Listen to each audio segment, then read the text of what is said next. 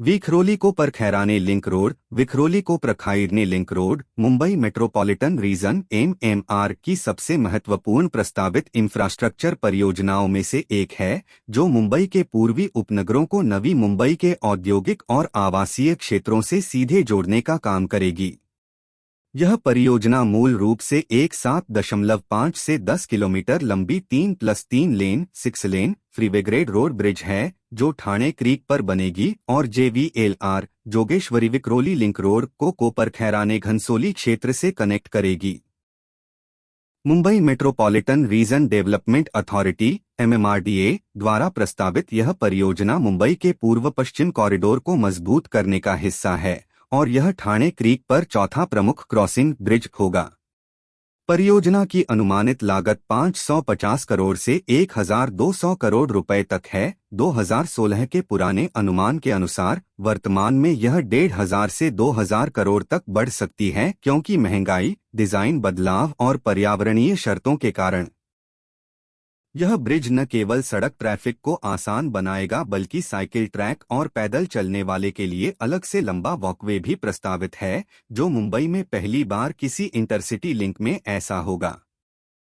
परियोजना की शुरुआत 2010 के दशक में हुई, जब MMRDA ने मुंबई के पूर्वी और पश्चिमी हिस्सों के बीच बेहतर कनेक्टिविटी के लिए कई क्रॉस क्रीक लिंक्स की योजना बनाई। 2016 में MMRDA ने बेल्जियन कंपनी NP ब्रिजिंग को डिजाइन कंसल्टेंट के रूप में नियुक्त किया था, जिसे मिड सितंबर 2016 तक फाइनल रिपोर्ट सौंपनी थी। उस समय यह 10 किलोमीटर लंबी सड़क के रूप में प्रस्तावित थी, जो ठाणे क्रीक और कांजूरमार्ग के डंपिंग ग्राउंड से गुजरती थी। हालांकि भूमि अधिग्रहण, पर्यावरण मंजूरी CRZ और फॉरेस्ट क्लियरेंस, ठाणे क्रीक के पार ब्रिज निर्माण की जटिलता और स्थानीय विरोध, मछुआरों और पर्यावरण कार्यकर्ताओं द्वारा के कारण प्रोजेक्ट कई सालों तक स्टक रहा। 2025 में यह परियोजना अंतिम मंजूरी के चरण में पहुंची और MMRDA ने इसे अपनी प्राथमिकता सूची में शामिल किया। नवंबर 2025 तक प्रोजेक्ट को ग्रीन लाइट मिल चुकी है, लेकिन निर्माण कार्य अभी शुरू नहीं हुआ है। यह परियोजना MMRDA की रिंग रोड मास्टर प्लान और पूर्वी फ्रीवे एक्सटेंशन के साथ जुड़ी हुई है, जो मुंबई को एक बड़े रिंग नेटवर्क में बदलने का लक्ष्य रखती है। रूट का विवरण देखें तो यह JVLR Jogeshwari Vikhroli link road के पास विक्रोली से शुरू होकर ठाणे क्रीक के पार जाती है और कोपरखैराने घनसोली क्षेत्र में समाप्त होती है। कुल लंबाई 7.5 से 10 किलोमीटर के बीच है, जिसमें से अधिकांश हिस्सा समुद्र पर ब्रिज है।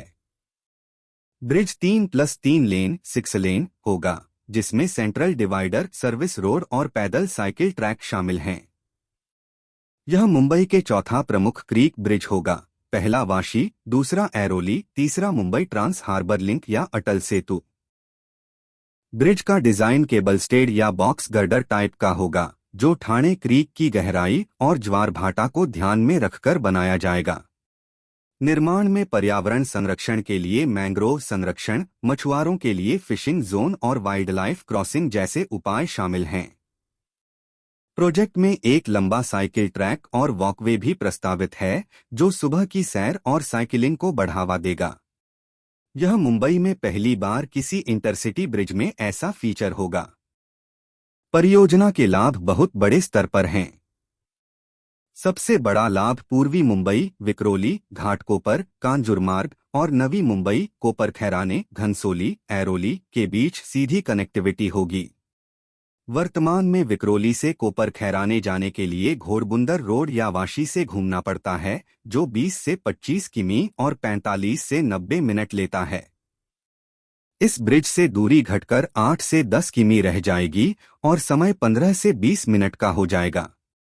इससे पूर्व पश्चिम ट्रैफिक बहुत कम होगा, खासकर JVLR और ईस्टर्न एक्सप्रेस हाईवे पर दबाव घटेगा।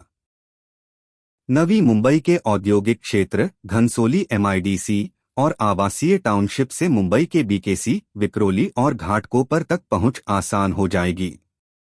रोजाना हजारों लोग जो नवी मुंबई में काम करते हैं और मुंबई में रहते हैं, उन्हें समय और ईंधन की बचत होगी। पर्यावरणीय रूप से भी लाभ होगा, क्योंकि वाहनों की आइडलिंग कम होगी, जिससे प्रदूषण घटेगा। रियल एस्टेट में बूम आएगा। विक्रोली, कांजूरमार्ग, घनसोली और कोपर खैराने में प्रॉपर्टी वैल्यू 20 से 40% तक बढ़ सकती है।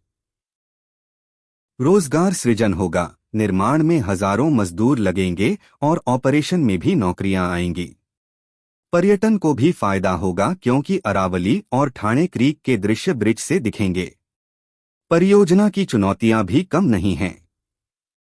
सबसे बड़ी चुनौती ठाणे क्रीक पर ब्रिज निर्माण है, जहां ज्वार भाटा, मैंग्रोव और मछुआरों के अधिकार हैं। CRZ कोस्टल रेगुलेशन जोन मंजूरी लेने में वर्षों लगे।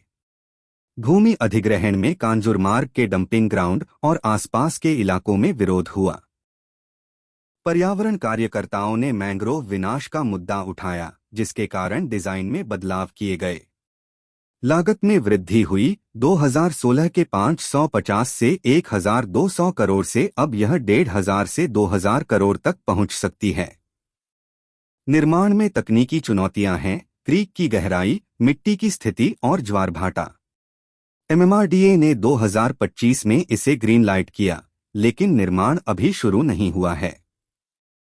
2026 में DPR अपडेट, टेंडर और भूमि क्लियरेंस की प्रक्रिया चल रही है। अप्रूवल मिलने के बाद 3 से 5 साल में निर्माण पूरा हो सकता है, यानी 2029 से 2030 तक चालू होने की उम्मीद है। परियोजना का महत्व MMR के भविष्य के लिए बहुत बड़ा है।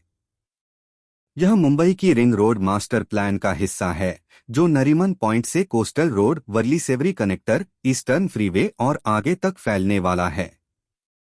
यह Atal Setu, MTHL, Vikhroli Bandra sea link और ठाणे बोरिवली टनल के साथ मिलकर मुंबई को एक बड़े रिंग नेटवर्क में बदल देगा। इससे पूर्वी उपनगरीय क्षेत्र, घाटकोपर, विक्रोली और नवी मुंबई, घनसोली, कोपर खैराने के बीच संतुलन बनेगा।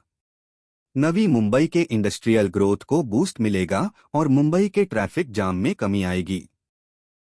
पर्यावरणीय रूप से भी सकारात्मक प्रभाव होगा क्योंकि लंबी दूरी की यात्रा कम होगी। रियल एस्टेट में यह क्षेत्रों को हॉटस्पॉट बनाएगा। विक्रोली में हाई राइज टावर, घनसोली में कमर्शियल स्पेस और कोपर खैराने में रेजिडेंशियल प्रोजेक्ट्स बढ़ेंगे। कुल मिलाकर यह परियोजना मुंबई को अधिक कनेक्टेड, सस्टेनेबल और आर्थिक रूप से मजबूत शहर बनाने में महत्वपूर्ण भूमिका निभाएगी।